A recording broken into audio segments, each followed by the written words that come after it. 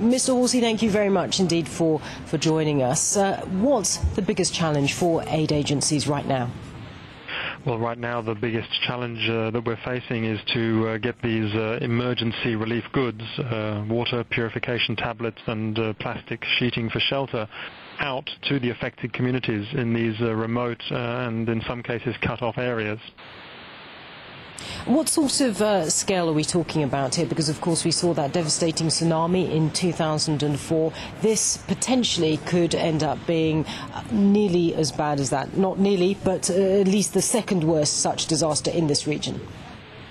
Yes, this is a major emergency by any standards. We're looking at in excess of 1 million people in urgent need of humanitarian assistance, clean drinking water, shelter, and so on.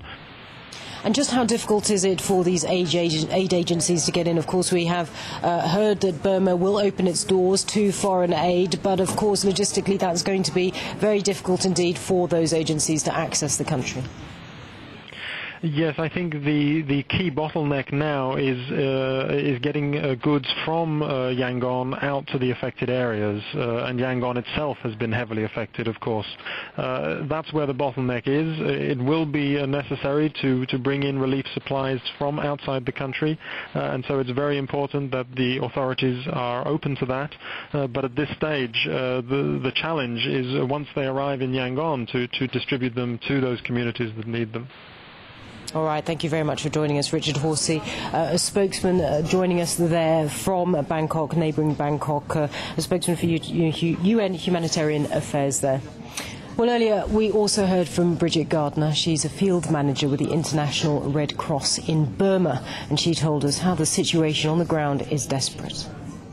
What we need is to have an assessment of really what's required. What we're bringing in immediately, as I said, is the shelter kits, the family kits, tarpaulins. The situation with water is dire, so we're just coordinating with the other international organisations and the authorities about how to get clean water to people, especially on the shelter. I'd say shelter and water would be the ones that we have to address immediately.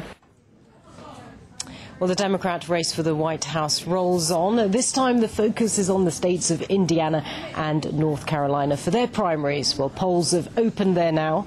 Hillary Clinton's hoping the results will keep her in the race, while Barack Obama is aiming for a knockout blow. Well, it's the latest.